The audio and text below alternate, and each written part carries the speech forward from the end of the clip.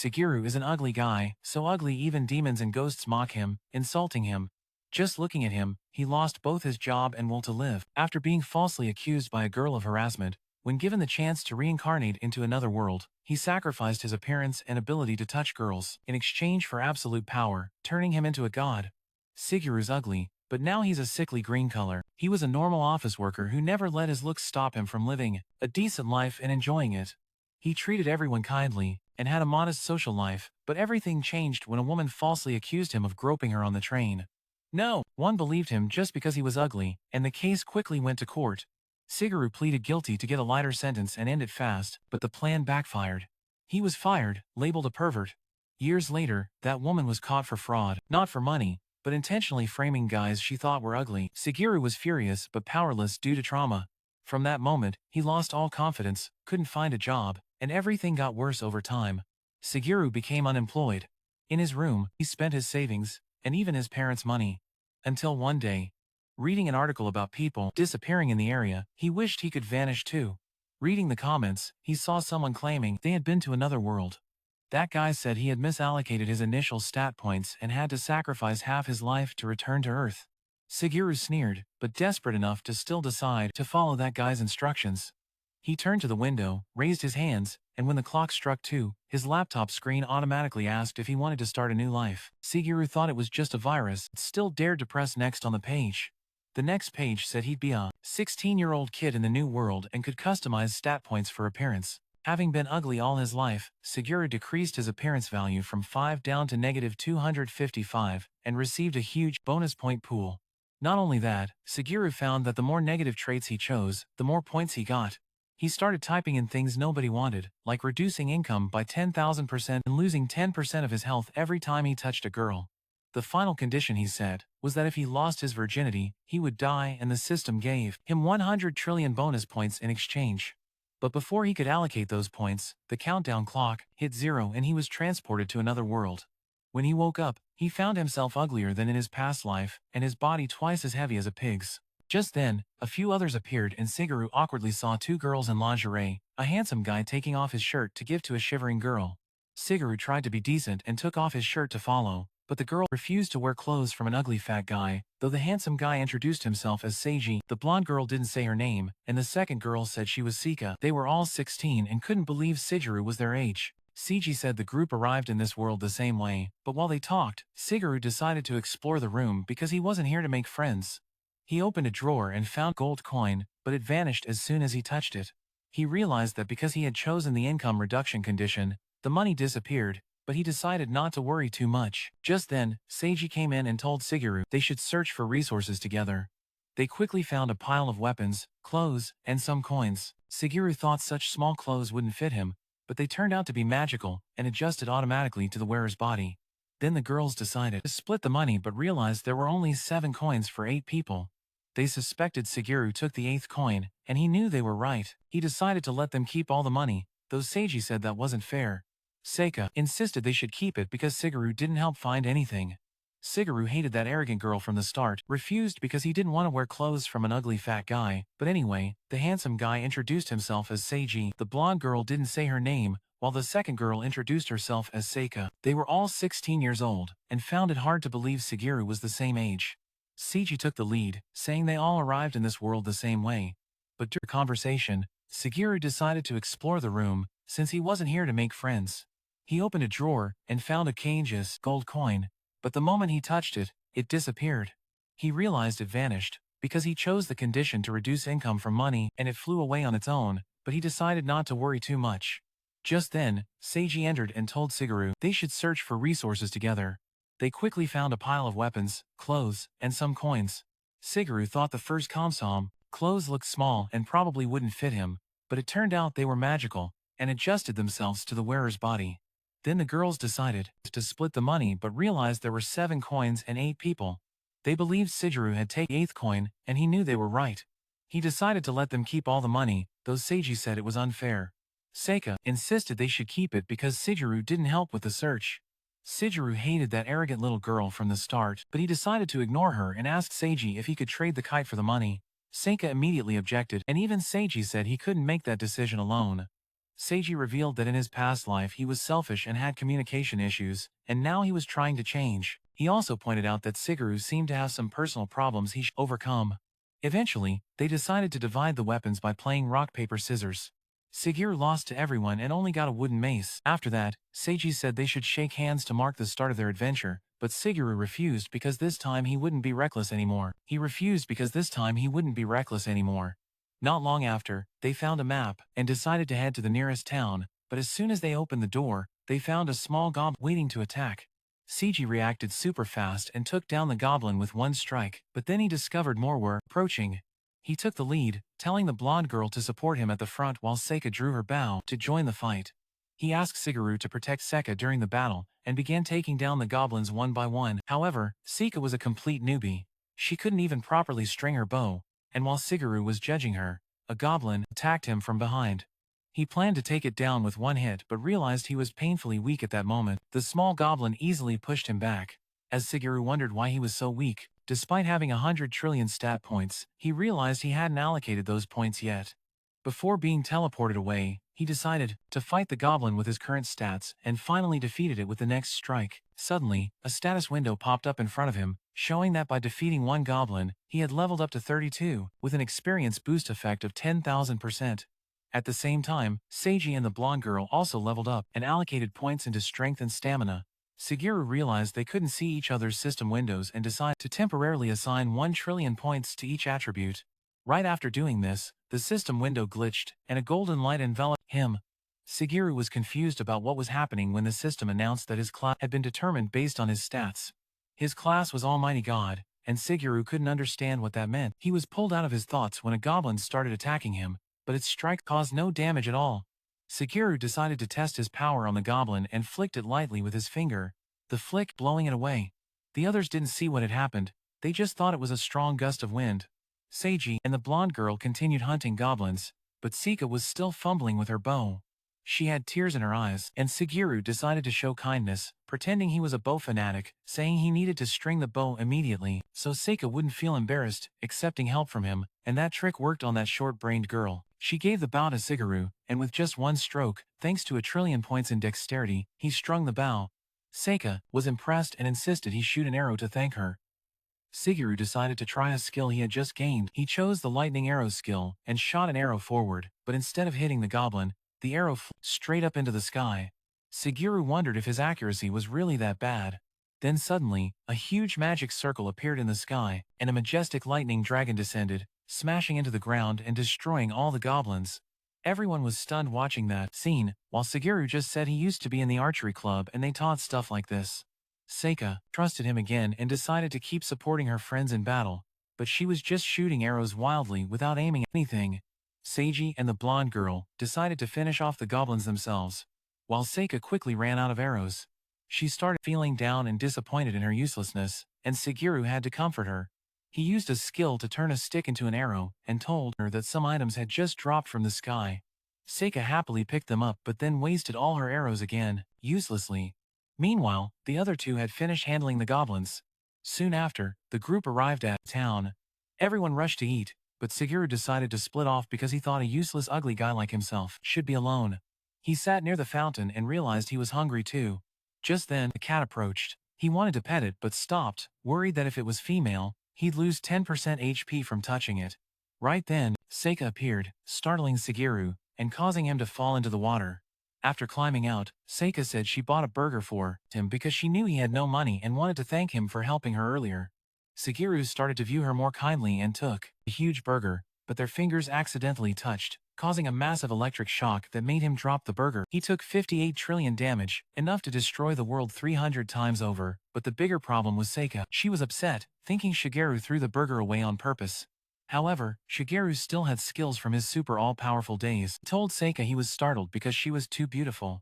He promised he would eat the burger she bought. He said that, but she said it was dirty now, and handed him the burger she intended to eat as she was truly grateful, and he decided to accept her kindness. While he ate the burger, Seiji and the blonde girl found them, and Shigeru decided to stay until he could pay Seika back for the burger. Not long after, Seika went to the shop to buy more arrows since she used hers too fast. She kept begging the owner to sell her more. She said she could pay it all, but he told her her bag was already full. Shigeru went with her and wanted to help but couldn't tell her he could create arrows anytime he wanted. He wanted to help but couldn't admit he could make arrows whenever he wished, even though Seika asked. He said he wasn't planning to buy anything, then immediately answered himself that he definitely couldn't because he was out of money. When they stepped outside, Seiji and the blonde girl returned after finding a good inn to stay overnight. Shigeru said he would sleep in the park since obviously he had no money, but Seika said she would pay for his room. Shigeru tried to say it wasn't necessary, but Seika insisted she had plenty of money, then asked if he didn't want a girl to pay for his room. Before Shigeru could even answer, Seika grabbed his hand and pulled him along, but since she touched him over his clothes, he didn't lose HP. That night, Shigeru thought he couldn't stay any longer, or he'd owe Seika and the others even more than he did that morning. When Seiji and the others woke up, they found a pile of cookies and delicious food waiting on the table. Shigeru told them to help him eat it all because he couldn't finish it alone, and they asked how he got that food without a single cent. Shigeru said he used a technique to make others want to give him things as repayment. Actually, he just created a few arrows from branches and bartered them for food, using the BA system instead of money. Kyocero told him he didn't need to bet just because he was out of money since she could always help him, but Shigeru thought he'd already paid her enough debts and didn't want to cling to her anymore. After eating, Seiji pulled out a map and said they needed to start taking quests to earn money. He noticed the monsters they killed yesterday didn't drop any coins or items, so he planned to check a nearby cave. Shigeru was impressed by Seiji's planning skills when suddenly a scruffy-looking man appeared and said he could act as a guide to that cave. This guy introduced himself as Kyocero and said he was also a reincarnated person like them. He freaked out when he saw the fish-faced demon who had to be called Shigeru's grandfather but quickly switched back to the main topic and asked if they were newcomers here. Seiji immediately stood up to talk to him but remained cautious. Then Kyocero pulled out some green cards from his jacket pocket, saying they were items they could find in the first wooden house and that they could use them for a one-time full discount at the inn. Seika panicked upon hearing this because they hadn't picked up any of those cards, and Kyocero told her she could still get a refund if she showed the card now. He told her to take them, and Seika immediately took the cards. This made Seiji skeptical because he still didn't fully trust Kyocero. Shigeru felt the same, thinking this guy was no good. Kyocero was the type to exploit newbies, but he believed that if things got bad, he could still manage, so he let Seiji make the decision for now. Seiji weighed the pros and cons, and finally, decided to hire Kyocero as their guide, because they needed info and ways to level up fast. So Kyocero led the group to the cave and soon, a bunch of goblins appeared. Seika immediately fired arrows at them, but none hit. Shigeru was disappointed while Kyocero told Seika to imagine each arrow costing 1 million yen before shooting. Though proud of her wealth, thinking of such a huge cost made Seika more careful with her aim and finally took down a goblin with a perfect shot.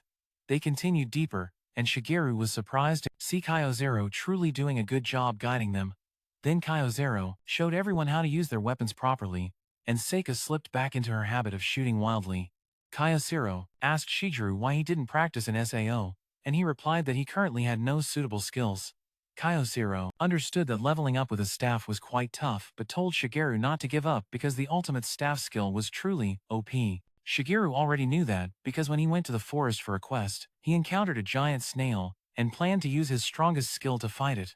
However, the system warned him that using that skill would wipe out everything within a 200-kilometer radius and kill over 1.5 million people. So he cancelled the plan immediately. Still, Kyocero told him he should be more active in battle if he didn't want to retire like him.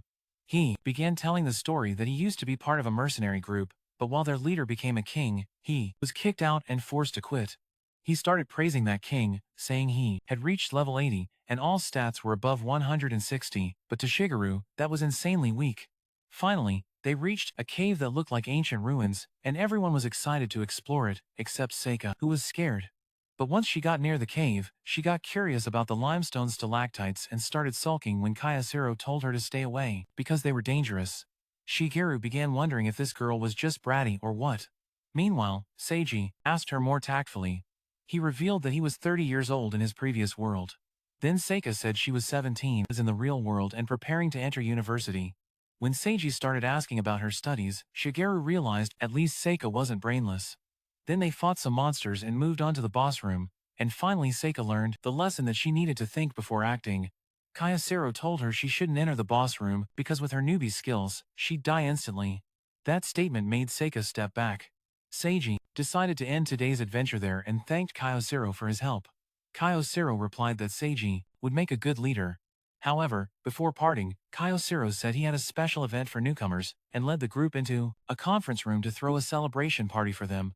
He said another summoner had created this safe space where no monsters or magic could enter, and inside there were snacks and drinks. Shigeru immediately used toxin detection skills and found that the rim of a drink can was laced with sleeping pills. Luckily, Seiji cautiously declined the offer, but when Kyocero showed sadness and disappointment, Seiji immediately apologized for doubting his kindness. He agreed to celebrate with him, and Shigeru silently felt disappointed because of Seiji's kindness. While in SAO everyone started eating and drinking, Shigeru decided to distract them by chat to get a chance to cast a detox spell on them. He asked what everyone did before coming to this world, and the atmosphere in the room instantly darkened. Shigeru immediately realized that all of them, including himself, were people who had run away from their old lives. But then Seiji decided to share a bit about his past. He said he dropped out of school out of frustration and decided to start his own company called Success Life. Shigeru recalled he had visited that company to pitch a deal, and the CEO back then looked very much like Seiji. It turned out Seiji also remembered him because he had a huge impact on him, though he didn't reveal his name. Seiji told that a salesperson came unannounced trying to sell him an expensive photocopier. When he bargained, the salesman said he would make him smile and never disappoint him. That person also said he should relax because he was a CEO. Inspired by those words, Seiji let his staff run the company. Fortunately, the company grew strong and everything went smoothly, but then he decided to replace staff with AI, which caused the company to go bankrupt. He fell into depression and he wasted the opportunity that salesman gave him. That's why, when he came to this world, he swore never to let AI down again. Then unexpectedly, he revealed the salesman's name was also Shigeru. But our chubby guy pretended he wasn't that person. Right after, everyone passed out from the drug's effects, and Kyocero led the thug to capture them. However, Shigeru just pretends to sleep, waiting for the right moment to deal with the thugs. Those guys start handcuffing everyone, and just as Shigeru is about to act, Seiji sits up and tells them not to harm his team. Kyocero doesn't take him seriously, knowing Seiji can barely stand, so he orders his men to continue. Shigeru can't use his full power because he doesn't want Seiji to get involved, but luckily Seiji tries to provoke the thugs and gets slammed straight into the wall. Kyocero tells them not to damage the merchandise because it will lose value. Hearing that, CJ gets furious. He says that everyone who comes to this world are people crushed by life, and when they get a second chance, guys like Kyocero just step on them again. Kyocero tells him to stop preaching and orders to arrest him. That's when Shigeru decides it's time to join the fight. He jumps straight onto the bandits and crushes them with his body weight instead of using attack stats. He tells Seiji to lead the girls away and leave everything to him, but Seiji refuses to leave him alone in danger. He warns the thugs not to touch them because he can defeat them with a single strike, but everyone thinks he's just bluffing. The thugs charge at Seiji, but Shigeru jumps in front to block, bouncing around, absorbing weak punches and crushing them under his massive frame. Kyocero orders to deal with the dancing pig first, and Seiji tells him to run because he'll handle the rest. The thugs rush Shigeru, unable to harm him, but one reaches to poke his nose. Suddenly, a blinding light bursts from Seiji's hand. When he shouts for them to back off, or the light of justice will pierce their sinful hearts, they panic and ask what skill that is. Seiji explains he once wrote a vow in a special notebook never to disappoint his friends, and if he breaks it, there will be consequences. Because of that oath, he gained many points and invested all into this special skill, which activates when he gets angry. He says this is their last chance to run, but Kyocero declares they'll chop off his hand before he can attack. That's when Shigeru decides to test how strong Seiji's skill really is and become his shield. He says they need to coordinate because they're overwhelmed. Seiji then uses his special skill, transforming into a Super Saiyan form, something even Goku hasn't unlocked, and yells at the thugs that now is the time to pay for their sins. Kyocero and his gang panic, never having seen anyone transform like this before, while Shigeru is quite curious to see what this flashy move of Seiji's can do. Suddenly, Seiji shouts the name of the next technique, and his hand glows even brighter. He rushes straight at Kyocero, but stops just before punching him in the face. Kyocero yells asking why he stopped, and Seiji says he's not the one to judge him because that's the job of this country's law. He knows he could easily destroy the bandits now, but he wants to give them a chance to atone and start a new life. Shigeru knows this is peak stupidity trying to be the good guy, but doesn't stop Seiji. Suddenly, Kyocero says Seiji has already won, drops his weapon, and kneels to accept punishment, and Seiji naively believes it's true. He starts turning his back and tells Kyocero he won't forgive if he repeats. Shigeru doesn't warn him this time, even though he knows it's a deadly mistake. When Seiji turns his back on the enemy, Taking advantage of the moment, Kyocero lunges to attack Seiji, but Shigeru uses his rolling skill to trip him. The thugs curse Shigeru and start kicking him, but their hits do no damage. Shigeru casually picks his nose, then flicks his booger at the wall, causing a massive explosion. While everyone is still stunned watching the shattered, could easily wipe out the bandits now, but he wanted to give them a chance to redeem themselves and start a new life. Shigeru knew this was the peak of stupidity, trying to be a good guy, but he didn't stop Seiji. Suddenly, Kyocero said Seiji had already won, dropped his weapon, and knelt to beg for mercy, and Seiji naively believed it. He started to turn his back and told Kyocero he wouldn't forgive if he did it again. Shigeru didn't warn him this time even though he knew it was a deadly mistake. When turning his back on the enemy, Kyocero took advantage and lunged at Seiji, but Shigeru used his rolling skill to trip him. The bandits cursed Shigeru and started kicking him, but their hits didn't hurt at all. Shigeru casually picked his nose, then flicked the booger at the wall, causing a huge explosion. While everyone was stunned watching the wall crumble, Shigeru sneakily pointed Seiji's still glowing hand at it so everyone would think Seiji caused it. The problem was even Seiji didn't believe it, so Shigeru decided to take the trick to a new level. He said he clearly saw Seiji unleash his ultimate move and a white hawk descended, blowing the wall away. The bandits believed it completely, dropping to their knees realizing they couldn't win. Kyocero cried with a runny nose, swearing he would never do bad things again. Shigeru knew that wasn't enough to punish them, so he ordered the bandits to line up. They immediately complied, and Shigeru told Seiji to use a special strike on them. Seiji hesitated because he didn't want to punish those who already admitted defeat. The bandits were trembling like leaves, thinking they'd die if hit by that move. Shigeru suggested a lighter solution, telling Seiji to slap those bastards with a righteous fist so they'd understand the pain of others.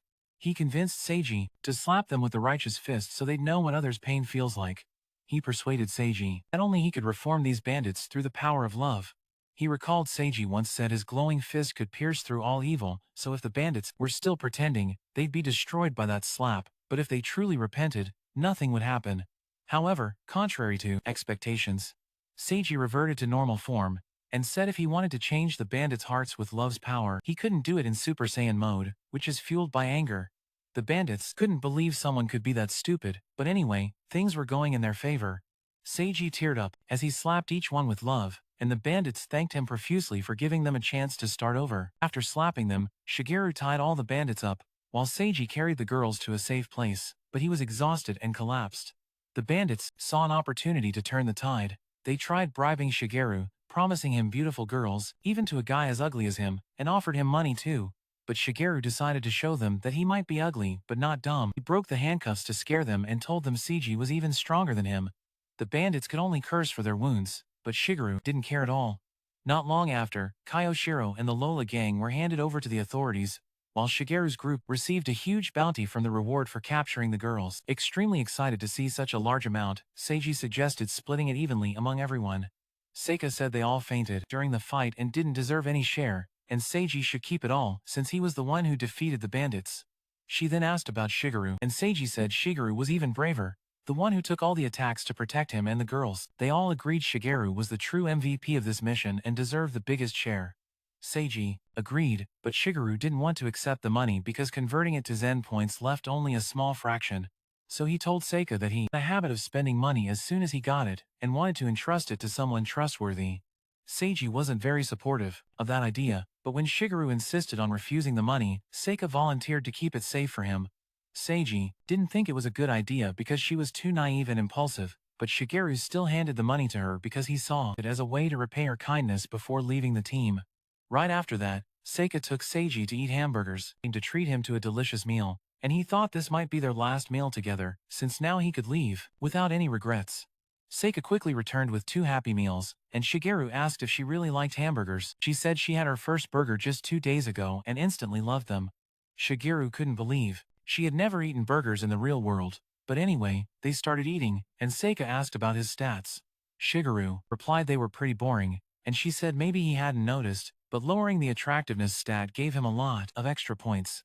Shigeru was shocked that Seika also noticed that and asked if she had lowered her attractiveness stat.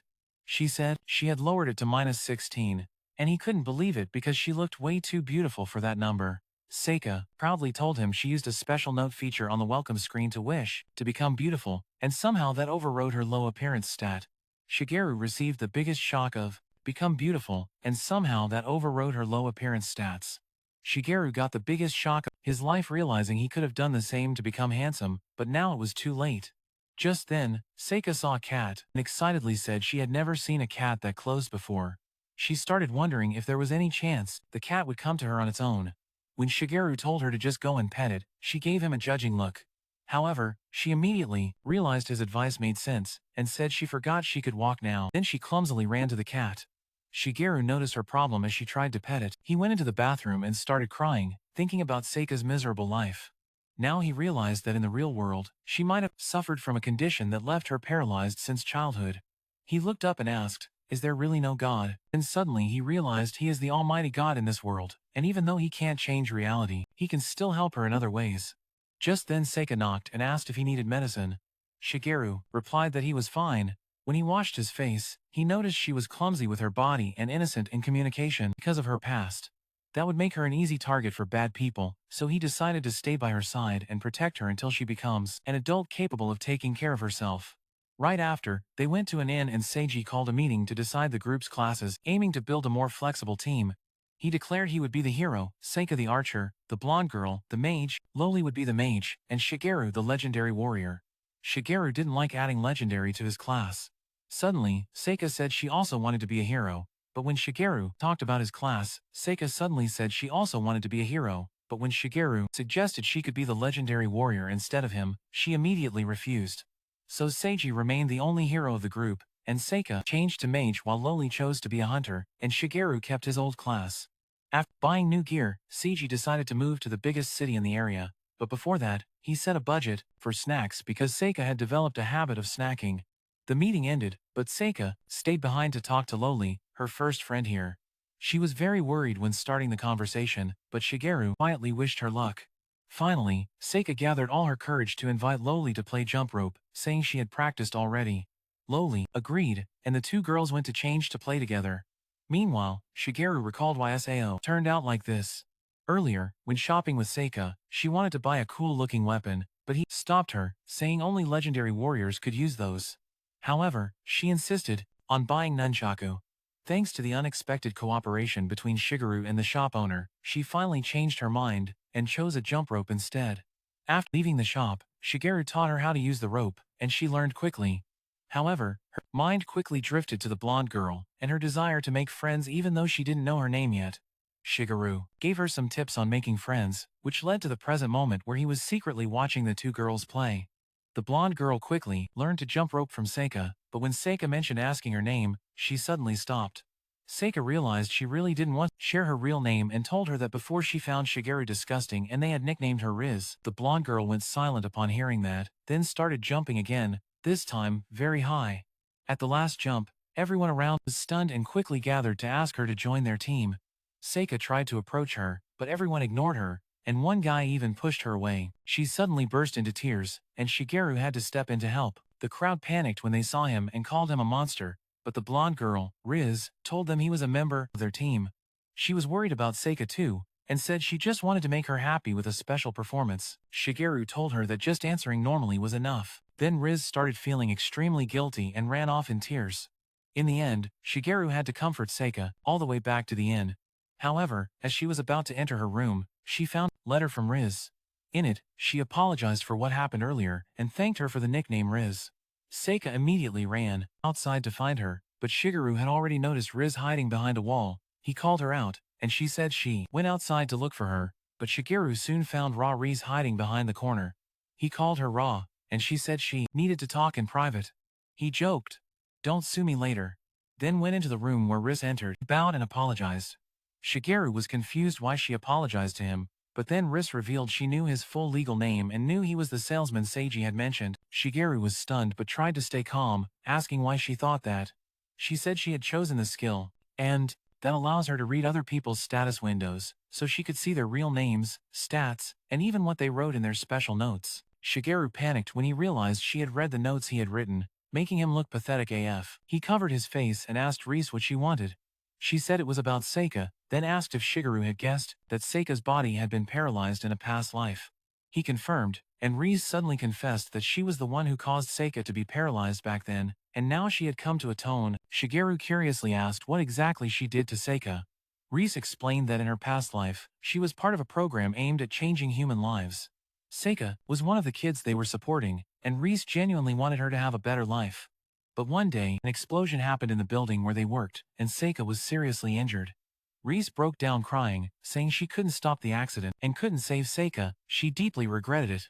Due to misunderstandings among the program staff, and to avoid such incidents repeating, she wrote in her special notes that she wanted to understand others better. Shigeru realized that was why she had the ability to read others' statuses. He asked about the program she joined, and Reese said it involved artificial intelligence. The story immediately reminded Shigeru of Seiji's company going bankrupt because of a failed AI program due to an explosion. He asked if that was what she meant, and she confirmed. She also revealed she was actually Seiji's younger sister but had completely changed her personality and behavior in this world, so Seiji wouldn't recognize her. Shigeru was still skeptical, but Reese said she couldn't lie, and that was the price to get her special ability. She felt that their coming to this world at the same time wasn't a coincidence, but destiny tied from their past lives. She knew Shigeru was trying to make Seika happy and guide Seiji to become a better adventurer, and she asked permission to help him with that. Shigeru said both Seiji and Seika were too pure and needed his protection in this world. He agreed to cooperate with Reese, and she suddenly cut her hair short to show her determination. Shigeru was confused because it looked ridiculous. Reese said Seika had told her short hair suited her. Anyway, they officially made a pact to help those two friends together. The next morning, they prepared to depart for the capital. Shigeru rented a strange hybrid creature between a turtle and a goat to carry their luggage. Reese was the last to arrive and got emotional, shedding tears when Seika said she looked very pretty with short hair. They began their journey like that, and not long after, they ran into a pack of monsters. Seika took down one with ice magic, and when another attacked her, Seiji protected her while Reese supported from behind. They quickly defeated the pack, and Seika proudly showed off her mage skills to Shigeru, but he could only nod in acknowledgement, admitting she was good. Seiji commented that it was getting late and they should find a place to camp, and Shigeru agreed. They were heading to Valeria City, and since Seika wanted adventure, they chose the mountain path full of dangerous monsters and no ends at all. Luckily, they found a huge hollow tree to spend the night. Seika was very excited about that. When Seiji asked if she wanted to gather firewood or go fishing, Seika confidently said she would catch the biggest fish in the river, but clumsily hooked her own cloak instead. Shigeru helped her remove the fishing rod and took her fishing, but all they could do was patiently wait for a bite. Suddenly, Seika started saying she was a crybaby and wanted to become more mature, calmer. Shigeru told her that actually, it wasn't necessary because crying wasn't a bad thing. He said people don't just cry when they're sad but also when their hearts overflow with uncontrollable emotions. He recalled his past and said humans gradually lost the ability to cry, and that made it impossible for them to grow up. He clumsily hit her cloak. Shigeru helped her remove the fishing hook and took her fishing, but they could only patiently wait for fish to bite. Suddenly, Seika started saying she was a crybaby and wanted to grow up. Calm down. Shigeru told her that actually, it's not necessary because crying isn't a bad thing. He said people don't only cry when they're sad but also when their hearts are overwhelmed with uncontrollable emotions. He recalled his past and said that people gradually lose the ability to cry, and that stops them from growing. He told Seika that instead of learning not to cry, she should learn to understand what makes her heart tremble. Seika cried with emotion upon hearing that. Right then, Reese arrived, and when she found out they still hadn't caught any fish, she just fired a few shots and gave the fish to Seika. She eagerly ran back to camp to give the fish to Seiji. Meanwhile, Reese said that Seika was always happy when she was with Shigeru. She believed Shigeru was someone who could easily make others smile, and with him here, the team would be safe. Shigeru was a bit flustered, confused hearing that, but then he decided to return to the camp. Reese stopped him and asked him not to reveal her true identity to anyone, because it could break up the group. Shigeru agreed to that request. Soon, they returned to Seiji and Seika's campsite. They had already started cooking. As the group sat down to eat, Seika unconsciously mimicked some of Reese's gestures. Meanwhile, Shigeru asked Seiji what he thought about the ultimate goal of this journey. Seiji became serious and answered that currently they didn't have a final goal. The immediate goal was to reach Valeria, and he planned to learn more about this world and its problems to figure out what they needed to do. Shigeru felt impressed by Seiji's logical way of thinking. Suddenly, he heard a noise coming from nearby bushes. A heavily injured and exhausted woman stepped out of the forest and collapsed. As Shigeru's group looked at her, the woman dreamed about being chased by bandits. Although she was also reincarnated into this world, She couldn't fight them off and blamed her special note. In her previous life, she had an unattractive appearance, and her boyfriend left her for a prettier girl. Those around her always mocked her, making her start to hate pretty girls. The dream ended abruptly, and she woke up at the camp. Seiji was taking care of her. He said they had treated and bandaged her wounds. At that moment, Seika brought warm water to help her wash, but the woman shrank back, hating Seika's pretty appearance. Seiji said it was Seika who used magic to heal her, but that didn't change her attitude. She became even more annoyed when Seika tried to talk to her and asked Seiji to move her closer to the fire. Seika felt sad about that, but Shigeru wanted her to learn not to invade a stranger's personal space on first meeting. Besides, he wanted her to stay away from that one-armed woman because he already knew the truth about her. When the woman collapsed, Seiji asked him to get water. Shigeru immediately ran toward the river, but Ria stopped him, her expression showing something was wrong. She said that woman was also reincarnated like them, and her special note was very dangerous. She had written that she would never forgive pretty girls, and would kill them mercilessly. Both thought Seika was her target. Back to the present, Seiji was comforting the woman. She introduced herself as Ria. He asked if she wanted anything to eat, and she happily agreed, but when Seika gave her a bowl of food, hatred began to rise. Ria tried to grab a weapon, but luckily Ria had it confiscated before and was being watched closely. Shigeru also kept his eyes on Ria, ready to stop anything bad from happening. However, neither Seiji nor Seika knew what was going on. Seiji asked how Ria got injured, and she said her group was ambushed, and she got separated from her friends. Shigeru doubted the truth of the story, but Ria trusted it and offered to protect her until they reached Valeria. Ria gladly accepted the offer. But when Seika said they should trust their team leader, Ria got angry and hurt her injured arm. Seiji told her to calm down, but Ria said she needed to go to the river. She asked Seika to take her, but Seiji said he would go. Instead, Ria said she actually wanted to bathe, and if he insisted on following, he was clearly a pervert. Seiji was extremely embarrassed, and Seika innocently asked if he was really a pervert. That question unintentionally hit Seiji hard, causing him to collapse emotionally. When Shigeru stepped forward to comfort him, Ria told him that if he came within 3 meters of her, she would scream. He replied that he didn't want to get close to her anyway. Suddenly, Ria appeared and offered to take Ria to the river, but because she couldn't lie, her real expression was obvious. Shigeru hoped she would at least hide. If he came within 3 meters of her, she would scream. He replied that he didn't want to get close to her either. Suddenly, Ria appeared and offered to take Ria to the river, but since she couldn't lie, her true expression couldn't be hidden.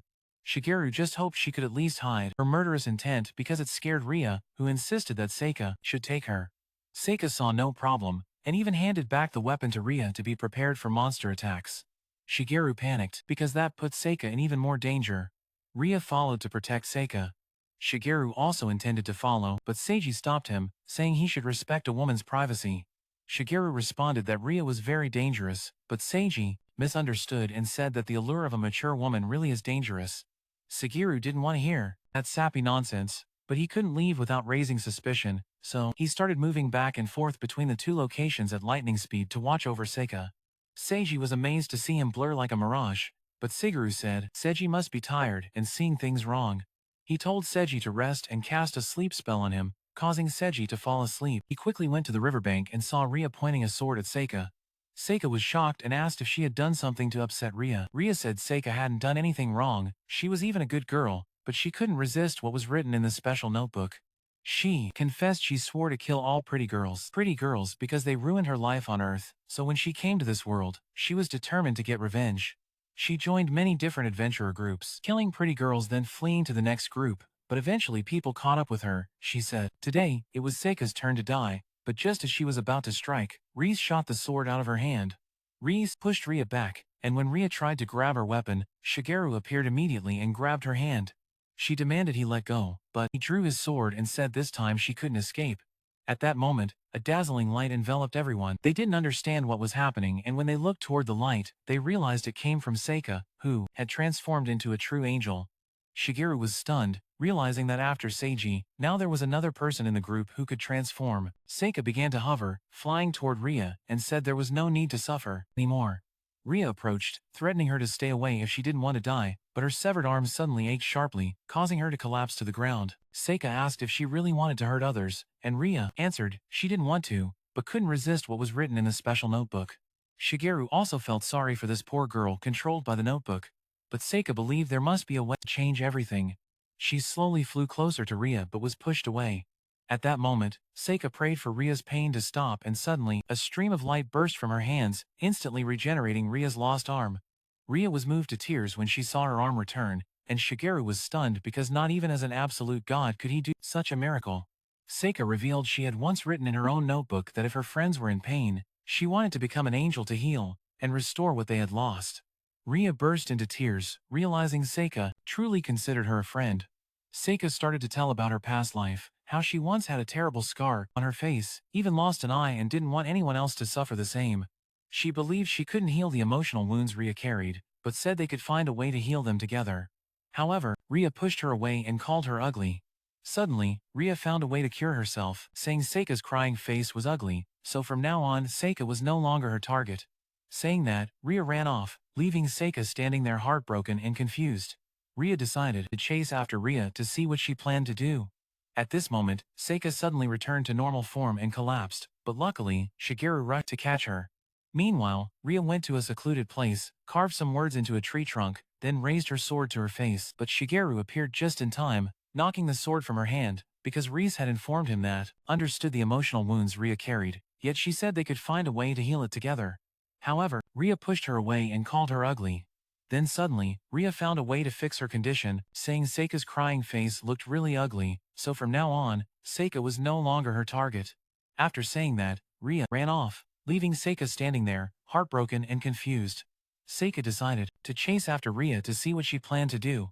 At that moment, Seika suddenly returned to her normal form and collapsed, but luckily, Shigeru rushed to catch her.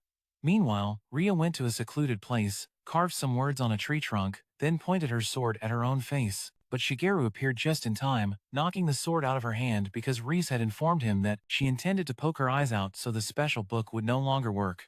Reese asked if he was here to kill her, but Shigeru replied that he never did stupid stuff like that.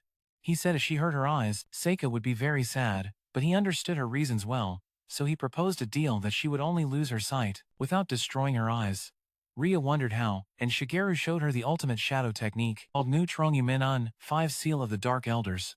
The name sounded like something from Chinese period dramas. It's a skill that can seal one of the 5 senses, but at the same time makes the user stronger. She asked him what the hell exactly kind of magic he possessed to have such terrifying powers, and Shigeru just replied that he's a poor guy. He told her this was the best item he could offer, because it would make her blind without damaging her eyes. He also added that the spell lasts until broken by a very powerful light magic, so it's not easy to undo. Ria asked why he helped this much just because of Seika, and immediately guessed the obvious reason. Because she's pretty. Shigeru insisted he's not that shallow, and revealed that he once also made a mistake in his special notebook. He said that at first, he couldn't trust anyone, not even his teammates, but Seika still treated him kindly despite his ugly appearance. So, he just wanted to repay that kindness. Ria responded that being in such a loving team must be wonderful, and Shigeru invited her to join the group because Seika would definitely accept once she heard Ria's story. Ria refused, saying she had caused too many sins, and now she wanted to carve her own path.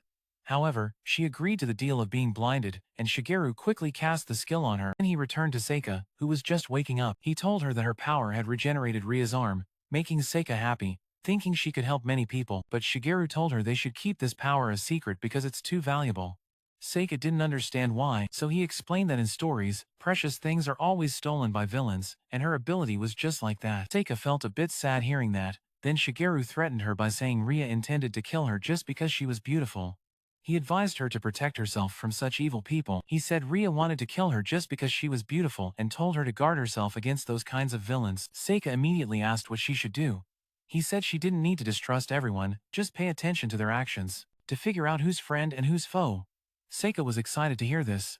Then Shigeru added that if she ever faced a dangerous enemy, even if careful, she just had to shout his name loudly, and he would come rescue her immediately. He also said she could fail once or twice, and it was fine, because he'd always back her up. Seika was moved by these words. Then she extended her hand to seal the promise with a handshake, and even though she knew she'd suffer terrible damage, Shigeru still took her hand. He felt the intense pain rush through his body but endured it to avoid crushing her small hand. The next day, Shigeru told Seika that Ria had left since last night, and left a message for Seika before leaving. He took the group to the tree where Ria had carved her message. In it, she thanked Seika for healing both physical and emotional wounds, and promised that if they met again, she would help Seika. Seika teared up reading the message, while Seiji felt they should at least send Ria off properly. But Shigeru said Ria smiled when she left because she wanted to find her own path. Then the group continued their journey to Valeria City. When Seiji and Seika excitedly talked about arriving at a new place, Rise recalled the conversation with Shigeru last night. He had told her he took Ria's eyesight so she wouldn't attack girls anymore, which surprised Rise. What shocked her more was Seika's transformation, because Seika's special notebook didn't record anything about it, while Seiji's notebook described it in detail, even embarrassingly so. Just recalling it made Rise shiver. However, Shigeru said he needed full records because he wanted to find if Seiji had any weaknesses that could become useful since he only needed those weaknesses. Before Seiji decided on their journey's goal, he reminded Seiji of his earlier wish to travel the world on his own. Before deciding their destination, Shigeru said he thought he had an idea of the best goal. He believed Seiji should become king because, according to the trickster, Kyozero, even people from other worlds could become kings here. He said Seika is an innocent girl, clueless about the real world, while Seiji has seen the dark side of the world but still keeps a pure heart. He believes that if Seiji ruled a kingdom, it would greatly benefit pure-hearted people like Seika. Riz replied that Shigeru could do that too, but he gave a bitter laugh, saying with his declining money-making speed, his country would definitely be dirt poor, and he himself lacks leadership qualities. In contrast, Seiji has a certain charisma that naturally makes others want to follow and can lead well in any situation. Back to the present, Shigeru and Riser have formed a group with their own goal, separate from the other two. First, they want Seiji and Seika to level up as fast as possible, which isn't too hard since a horde of giant monsters is right ahead. Seiji tells everyone they will break through the monster's encirclement to reach the city gate, but as they start rushing forward, he suddenly stops and says he needs to tie his shoelaces, even though his shoes ridiculously have tons of laces. Seika trusts him and runs ahead. Shigeru immediately follows, creating a wind wall to shield Seika from crashing into the monsters, then turns back to see Seiji roaring like Goku, transforming into a Super Saiyan angel form. Shigeru sighs, thinking the shoelace stunt is pointless, but then remembers every time Seiji transforms, his clothes get ripped and those outfits aren't cheap. Luckily, Seiji remembers this too, so he takes off his expensive outfit, folds it neatly aside, and then starts his roaring transformation from the beginning. Meanwhile, Shigeru comes up with a plan to help Seika level up. He quickly finds a pile of ruins to use as shelter, but the monsters start climbing the walls. Riz suggests knocking them down, and Seika follows his advice. Shigeru casts a blessing from the Supreme God on them to boost stats so the group avoids trouble. He also decides to prolong the battle without killing any monsters by creating mud golems to safely fight them instead. Then he looks back to see what Seiji is doing and, judging by the ID, sees the guy still screaming for rage to transform but currently has no reason to be angry. Suddenly, he recalls a trainee stepping on his shoes and channels all that fury to transform without tearing his clothes. Then he dashes down the hillside like lightning, making Shigeru wonder why he has wings but still has to run. Seiji climbs onto the ruins where the teammates fight, and Riz instantly gets goosebumps, annoyed by his over-the-top antics. He introduces himself as a wandering adventurer named the Hero Andon, then jumps down to wipe out the monsters with his special powers. Seiji is super impressed by him, while Riz tries hard not to vomit witnessing those ridiculous actions. Meanwhile, Seiji keeps fighting the small monsters, but when facing a giant stone golem, he deactivates his power to save some fame later by flying and using other moves. With that, he sweeps away all the monsters and then disappears. Afterwards, he returns to his normal form. Seika doesn't even suspect that Seiji is actually Andon. She tells him about the badass hero. Hearing that, Seiji gets super excited and even wants more praise from others. At this point, Shigeru starts wondering if he should make such a narcissist king. Soon, they arrive at Valeria City. The city square is lively and full of joy, with a large castle right at the center. But what surprises them is a job center located right next to the castle, and Shigeru feels a deep sympathy for the capitalist slaves loitering around there. Then they return the luggage-carrying creature to its pen, but the caretaker tells Seiji they can't bring another normal animal along. Shigeru can tolerate many things, but being called a beast makes even him furious, scaring the guy with a single angry glare. Just then, Seika spots a creature that looks exactly like Shigeru, and even he is shocked. Yet Seika finds it cute though honestly. She thinks everything is cute, so it's no big deal. Then the group starts exploring the city, but Seika keeps getting distracted by little things around her. Shigeru thinks that although the place looks peaceful and cheerful, there are still countless problems for outsiders like them. The biggest problem is that monsters don't drop money when killed, and they need to find a steady income source to survive. Shigeru considers using his power as the supreme god to make things easier, but then thinks that a lazy approach like that would spoil the naive ones in the group. so he needs a smarter method. That night, they stayed at an inn, and Seiji told Shigeru he had asked around the city and learned that to make money, they needed to find a job. Shigeru was disappointed because even in another world, they still had to sell themselves to capitalism. But then Seiji added that 2.5 Kelvin radis per month was considered a decent wage here. Shigeru asked if there were any rewards for killing monsters like yesterday, and Seiji replied that unless they took on monster hunting quests, they wouldn't get a single cent. Shigeru recalled that the job center also had some high-paying jobs, for example, a detective assistant position, paying 10 Kelvin radis a month, or a garbage collector job paying up to 18 Kelvin. He told Seiji those jobs seemed too suspicious since they didn't require any experience or skills. He could easily imagine Seika getting lured by those kinds of jobs and hoped to stop her. Seiji agreed, saying decent jobs only bring a normal life. High-paying jobs are either affiliated with the Cam faction or demand too much experience. Suddenly, he came up with an idea and asked Shigeru what he thought about going to a casino. Shigeru was shocked that even their hero was interested in gambling, but Seiji explained he just wanted to gather more information. He said that at the market, they only met ordinary people, earning ordinary money, but at the casino, there would definitely be special workers or big money earners. He insisted that information was the best currency for them, and he planned to use it to create the best path for the group to live worry-free. Shigeru found the plan reasonable, and the next night the group headed to a grand casino. Seika immediately tried her luck with a game. Meanwhile, Shigeru got a drink refill from a waitress who instantly looked disgusted upon seeing him. The other guests in the casino weren't any different, but Shigeru didn't care much.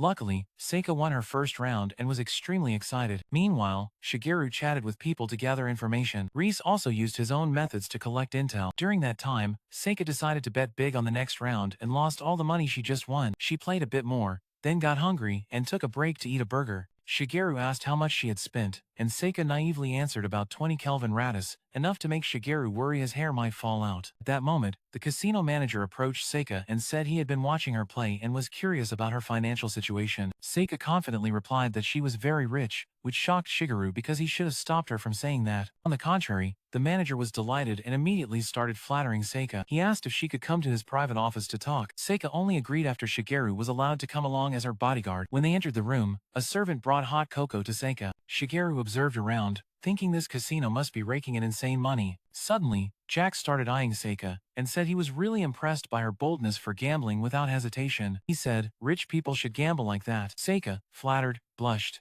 Then he said he was so impressed that he had a special offer for her. He pulled out a gold card called the Extra Stage Ticket that would make her a VIP guest at the casino. It allowed her access to more thrilling games than regular guests. He said normally, the entrance and membership fees would cost 20 Kelvin radis, but for her, he would make an exception and reduce it to 0. Seika was tempted by the offer but said she would still have to pay the membership fee next year. Shigeru felt proud that she was finally starting to doubt these shady things, but the manager was smooth-talking and wasn't ready to stop. He said that her membership fee would be waived for life because he truly wanted her to become a VIP. Seika asked him what was so special about her, and he replied that he was genuinely moved by her gambling style and wanted to see her play more. Seika wavered again and turned to ask Shigeru what she should do. He thought that getting a membership card wouldn't hurt, but still suggested she should discuss it with Seiji. Seika found this reasonable, while the manager said she could talk to her friend, and if he was also rich, he'd want to meet Seika too. He accidentally blurted out that Seiji was rich but not as rich as her, which made Shigeru worry about her future. After a while, they left the room. Seika commented that the manager was really kind. Just then, Reese approached with a worried look. When Seika left to find Seiji, Shigeru stayed behind to hear Reese's bad news about the manager. She said that he was also a reincarnator like them, and in his special record book, it was written that he would never be fooled again and would destroy all the rich people. He swore to drain them dry and push them straight into hell. He wasn't even sure if Shigeru could beat him in his own games. Not long after, the group returned to the inn, and Seika recounted everything about the manager to everyone. Everyone agreed that he seemed very suspicious, which disappointed her. Hearing that, Seiji asked Shigeru's opinion about the manager, and he replied that the guy was very good at making others believe they were special and then tricking them. He said luckily Seika hadn't fallen for the trap, but many others surely had. Then Seiji decided to share his report. He said he had talked to many people who had taken high-paying jobs from the employment center. Surprisingly, all those jobs led them to the casino, and no one passed the test. Only a friend of a guy named Kai became a detective's assistant, and his job was to find people crazily burning money in the casino. The story got more disturbing when Shigeru revealed that Kai's friend had disappeared for some time. When he went to the house to ask, he found the house gone and the land put up for sale. The person's registration records also vanished, and the police didn't even accept the missing person report as if the person never existed. Shigeru was almost certain the manager was behind this. He noticed Reese looked worried as if she was hiding something, so he signaled that he would back her up no matter what she said. Reese sighed in relief and handed Seiji something she found near the casino's back gate. Both Seiji and Shigeru were horrified when they unfolded the cloth and saw a human finger. Somehow, they managed to stop Seika from seeing that gruesome sight. Reese explained that when she was circling the back door, she saw a guy carrying something on his back, and the finger fell out of the package. She only realized what it was when she got closer and hesitated for a moment, unsure whether to pick up the finger or chase after the guy. Shigeru said she made the right choice because following him alone was very dangerous. Now he was sure the casino was involved in something shady and said they had to investigate immediately. Seika volunteered to be an insider because the manager had his eye on her. Both Riz and Shigeru warned that it was very dangerous since wealthy people like her were the real targets, but she replied that she was furious that the manager betrayed and harmed others. She said he had to be stopped at all costs. Shigeru then turned to Seiji, telling him to stop her, but Seiji got even more fired up, driving both him and Riz crazy. Then the two went outside to talk, and Shigeru asked Riz about the manager's skills since she had said before that even gods couldn't beat him. She replied that she hadn't seen everything, but one of his skills was seeing through every lie, and that skill probably triggered others. However, his status window was extremely abnormal. It looked like it had been cut and pasted crookedly many times. She warned him to be careful, and Shigeru realized it was best not to lie in front of the manager, not even as a joke. Then he put a jacket on Riz, and said everything would be okay. He said they only went to make some money but accidentally ran into a villain, and now they had to stop him. Riz nodded and added another detail to Shigeru. In her notes, she had once written that if true evil appeared before her, she would become a messenger of hell, and drag them into the darkness. Shigeru was stunned to see her transform.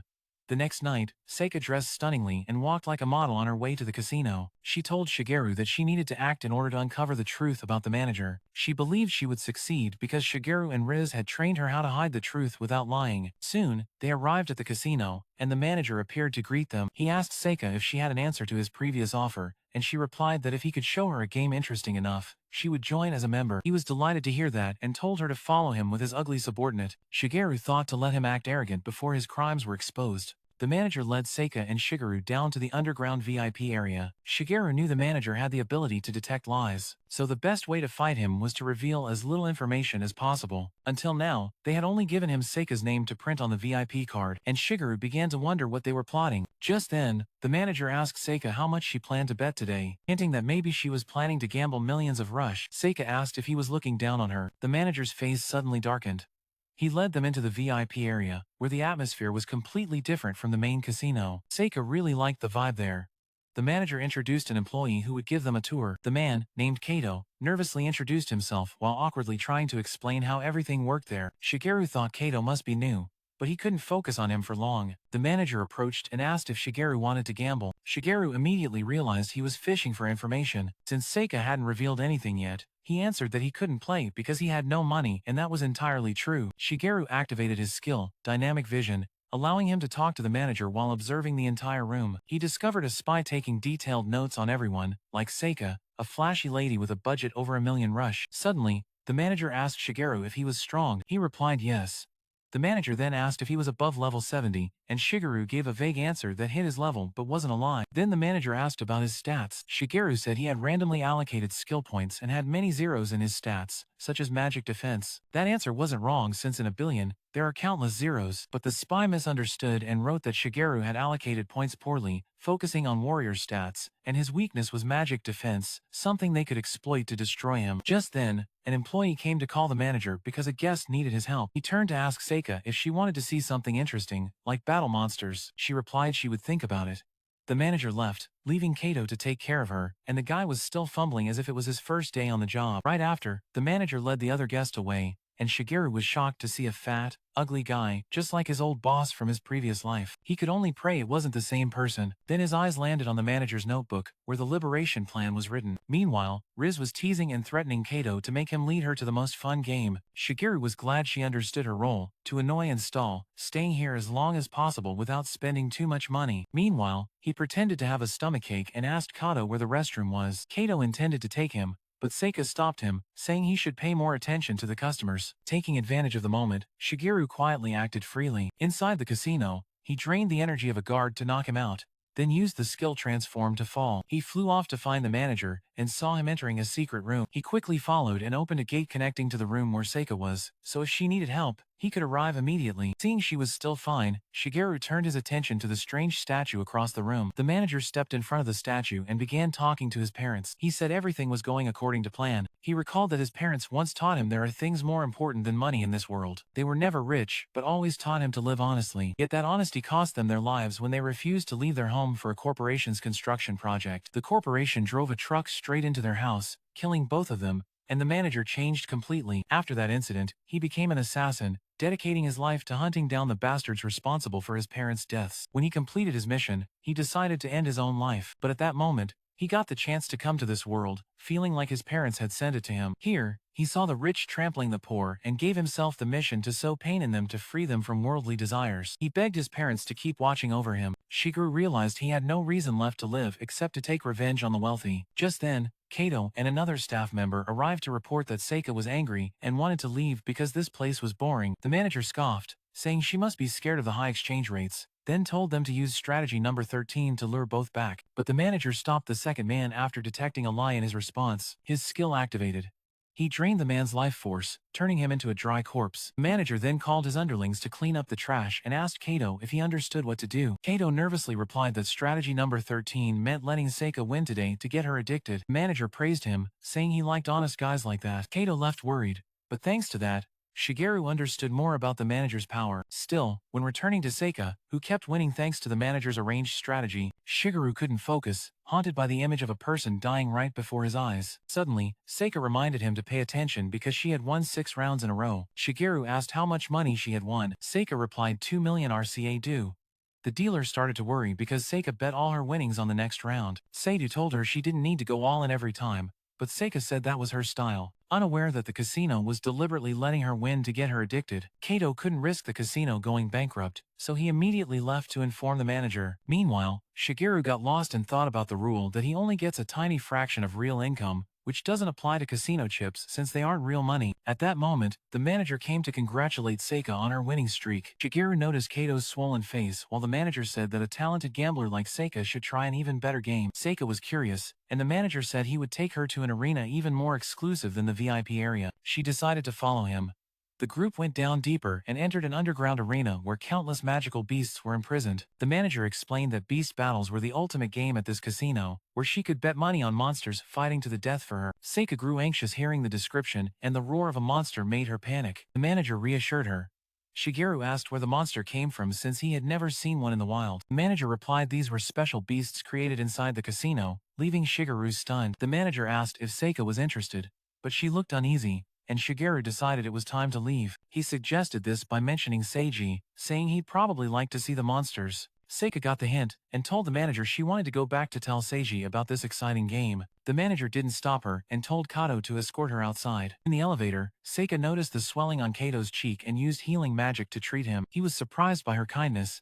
Kato switched sides and told Seika to run and never come back because the manager was targeting her life. He confessed that many rich people and even colleagues had died at the manager's hands, and even he lived in fear of losing his life. Shigeru invited him to come along, but Kato couldn't escape because the manager held all the information about him. He begged them to go out and spread the truth about the casino, so that one day a hero would come to destroy this place. His wish was immediately answered when Seiji, the hero of Andon, appeared along with Riz. Seika was surprised to see them together, while Riz awkwardly explained that they met while trying to infiltrate the building. Kato shed tears upon seeing the real hero had arrived. Seiji comforted him and then decided to solo the casino manager. Shigeru volunteered to go with him, and Seiji folded his wings to fit inside the elevator. Seiju also followed, telling them about the manager's life-draining skill and the fate of those who dared lie to him. Upon reaching the VIP floor, Seiju shouted to the guests to run because the monsters in the basement had escaped and might attack the customers. Panic broke out as everyone fled.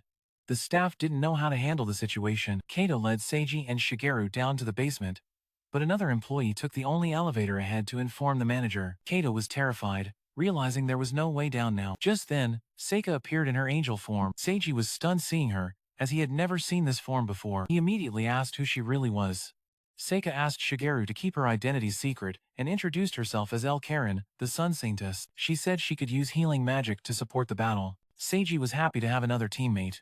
Shigeru thought the two of them were definitely on the same wavelength. But it wasn't just two cosplayers, Delulu, there were three, because right after that, Reese appeared in her demon form. Shigeru took a moment to recognize her true identity, but when he tried to confirm, Reese struck him with a weapon she created from nothing because she didn't want her brother to know who she really was. Seiji was more interested in that weapon. Reese explained that she had the ability to create weapons with her imagination. That alone impressed both Seika and Seiji, and Reese happily gifted weapons to everyone. Just then, the elevator returned, and the group stepped inside. Kato wanted to follow, but Seiji told him to evacuate. Shigeru was more tactful, telling Kato to gather evidence of the casino's crimes to expose its ties with officials who allowed it to grow. Kato accepted the mission, while Shigeru's group headed straight to the basement. Shigeru told everyone to be careful and to leave the manager to him. He knew the manager was pure evil and could never be redeemed, so he didn't want innocent people like Seiji or Seika to face him. When they reached the basement, they found the manager had drained the life out of the arriving employee. That's all for this episode.